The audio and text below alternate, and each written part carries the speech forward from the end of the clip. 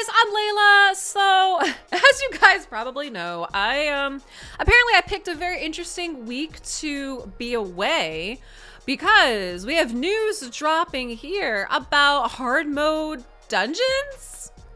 What? So I know hard mode dungeons. We now have Super Saiyan Elaine from what I'm being heard. Tomorrow is supposed to be a bonus Lego from Sacreds. Like what the absolute mucka heck did I miss? What did I miss? So what I would love to know, guys, drop me a comment. Who can I collab with that's gonna like get me up to speed on this stuff, right? I swear to God, you take 1 week for your birthday and you come back and everything's just crazy. I swear to God, it's like it was done on purpose. Drop me a comment on who in the world can I collab with, or maybe a couple collabs on getting caught up on this stuff that we missed. What we are gonna look at is highlights. The time is almost for one of the amazing things we revealed, and it is hard mode dungeons. Okay.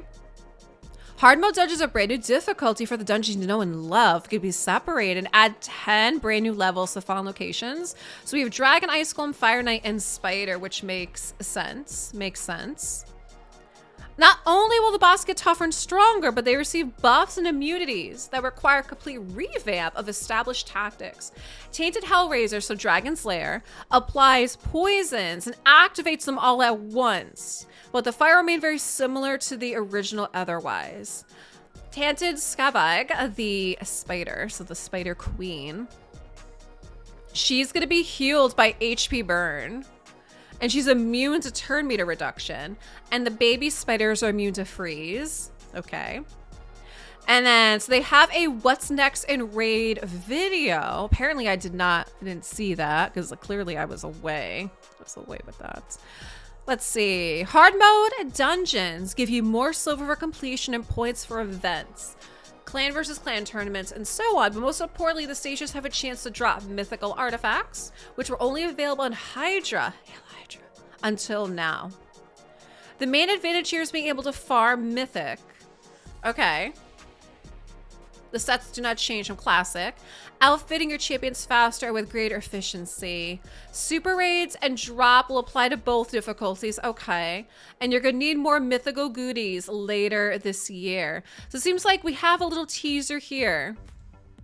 We're gonna need more mythical goodies. Little teaser probably of what's more to come later on this year, right? So wow, yeah, looks like there's definitely a lot to get caught up on. So what are we going up to then? Stage 30? No, stage 35? So it's gonna be 10 more? Wait. Or is it just 10?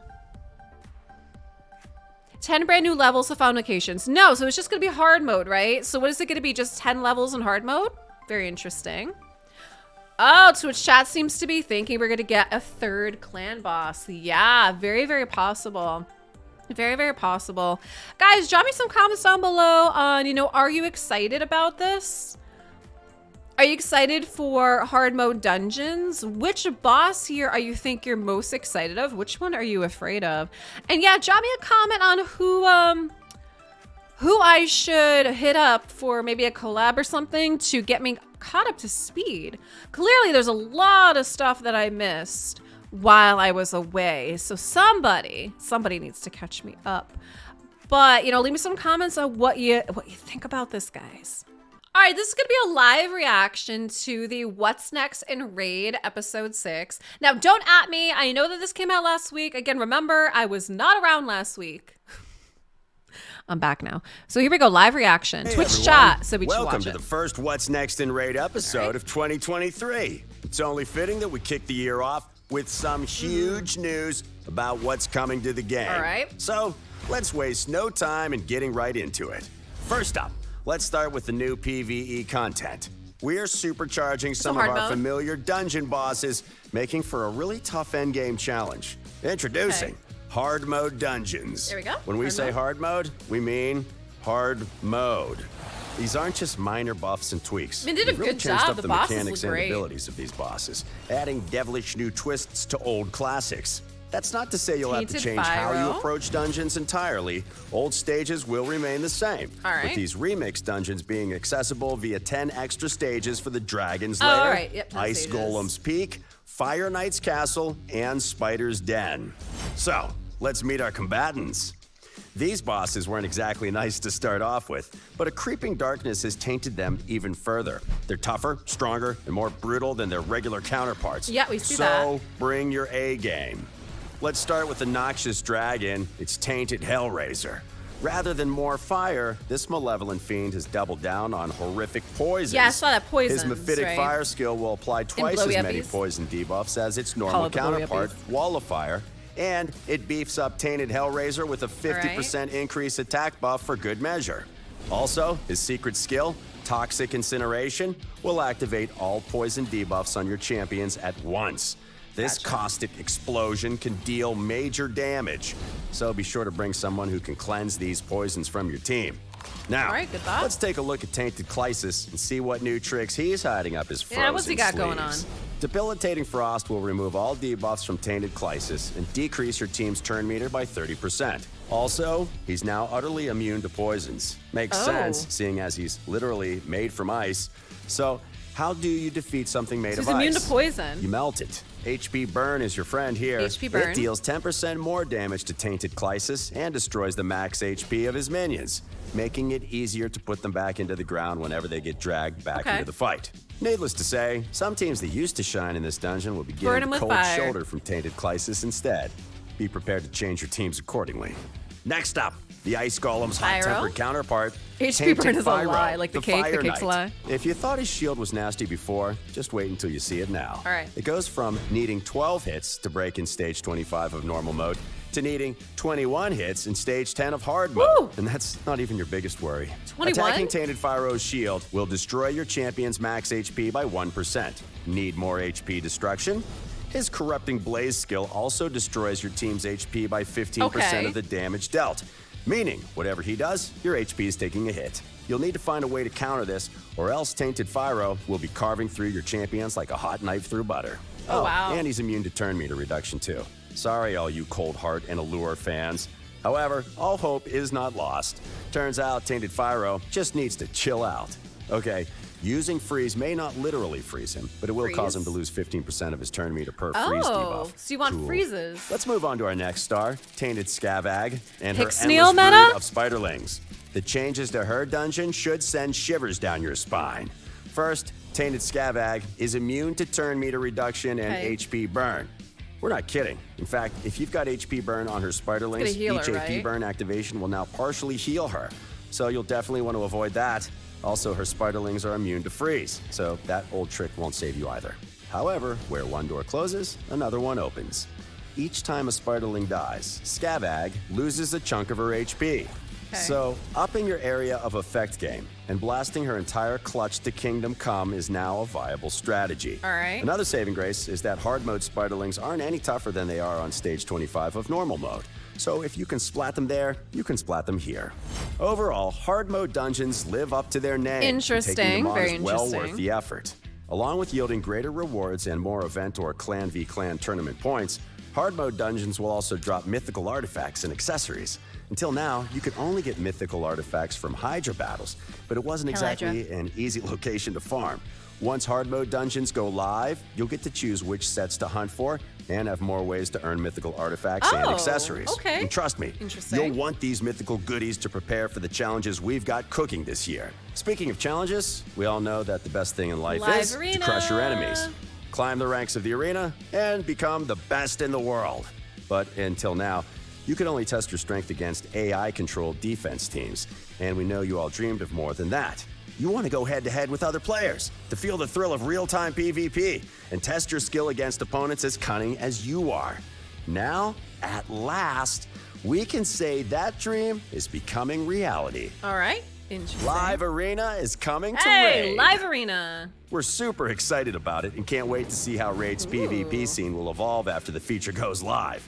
We won't go into too much detail today, so consider this an appetizer before a full feature preview video later this year. Live Arena will be available to all players who are level 50 and above. You can queue up for battles several times a day on a set schedule, a necessary measure to avoid long wait times in a PvE-focused game like... Wait, what was that? You can queue up 4 times... Wait. Yeah, we have to pause that for a second there, because what is this? You can queue up 4 times during the day? Crush your enemies, see them flee before you hear the lamentations of their woes. To avoid long wait times in a PvE-focused game like Raid. Once you've queued up, you'll be added to the matchmaking pool, and you'll get matched up against an opponent as soon as possible. Okay. After pairing up with an opponent, the Battle of Wits begins with picking champions. During this phase, both players will pick their champions one by one, building a team of 5. Each player will then get to ban a single enemy champion from the fight and choose their team leader. No doubt some of you more devious players will come up with plenty of mind games for this. Oh, and one thing to mention, you won't be able to use duplicate champions in the higher live arena tiers. Once the teams have been drafted, the battle begins. It won't be all that different as far as core mechanics are concerned, except you're fighting a real human. So be prepared for nasty surprises that the AI could never come up with. All phases in battle will have an overall time limit and a limit on player turns. Should the overall time limit run out, both players will receive a defeated result. You're fighting the clock. There's a 30-minute limit per fight? What? Wait, what? There's a 30-minute limit per fight. Did I read that? Did I hear and read that right? Only. Okay, like that already has so many problems. You can go compete in that time. Like, I'm already thinking I must just stick to regular arena. 30 minutes. So I'm already thinking of other games that the longest is maybe like 5 to 10, right? Don't worry, I'm sure we don't need 30, but why? It needs to be shorter. Well, David, what the thing I'm worried about is, you have to remember, I come from card games. And so a lot of times what people would do is they would like rope you, they would try to push the timer, like they purposely like push it all out like as long as they can. And a lot of times you get annoyed, so you end up leaving because you don't want to wait the 30 minutes, right? So that's very interesting. As much as you're fighting your opponents here, so don't try and stall out for the win. On top of the sheer awesomeness of fighting other players in real time, there'll be dedicated live Okay, I have to read this comment. They put at 30 because player must play their game. Remember, they said you could pull Duchess from a Void Shard. Okay, we'll have to add that into the video. Thank you. Arena quests, new artifacts, a new addition to the Great Hall where you can spend your hard-earned live arena crests, and other rewards to look forward to. But we'll talk about all that later. Those are the two main features we'll be working on in the near future, but we also have some significant quality of life updates coming too. First of all, we're going to make separate multi-battle settings for various game modes and even for some individual dungeons. This should make it even easier to customize your farming teams and ensure they don't run into any trouble during their artifact hunts. We're also expanding your artifact selling options in multi-battle mode. Right now, you can only choose what rank of artifacts you want to get rid of. But we're changing it so you can pick which artifacts you want to keep based on the rank, rarity, type, set, they're definitely expanding that, substats, or any combination of these factors. It won't be difficult to set up, and it'll make your farming a lot smoother. We're also adding a new sorting option for artifacts and accessories that'll allow you to sort your gear by stats. Wow. For players with many artifacts, it should help you keep on top of things. Finally, we're going to sort out the chaos that is the Fragment Summons tab. Yeah, that's chaotic. Champions that are currently unavailable by any means will be hidden from the list, unless you've got at least one of their fragments. It's a small enough change, but it'll make navigating Fragment Summons much easier. Hopefully. And finally, it wouldn't be a What's Next video without showing off some awesome new champions in the pipeline. Look at the Many of these fabulous barbarians, fashionable Ogrins, and their friends are all but ready to jump into look the at there's a summoning cow. pool and join the fight for Teleria. A few are still in that the one early looks stages like a of Sylvan. development, Ooh, and we she need to looks iron out some pretty. new mechanics. They'll be worth the wait. Another and fox? we think you guys will love them. And that's we get it for another this fox? episode of What's Next in Raid. Don't forget to hit like and subscribe to keep up with all. Excuse me. Fashionable, be worth the wait. A few are still. Wait, in is the that a early guy and a stages of girl? Hang on a development, minute. and we Hang need to on. iron out some new mechanics. Is that a guy and a girl? It is. Ooh, interesting. Like, okay, so are they testing out different designs on this? Are we actually going to get like 2 foxes? You guys know I need to ask the serious questions here as far as getting new foxes, because this looks like a grill and then this looks like a dude here. Yeah, there are never disappoints. You know what I mean? There's a lot of things we can say that they do wrong in this game, but definitely something that they do right is their art. Guys, drop me some comments down below on what you are most excited for from everything in here. Holy cow. You know, so what do we have? We have hard mode dungeons. We end up talking live arena, dungeon rewards, quality of life changes, new champions. What are you guys most excited for? Drop me some comments. I want to know.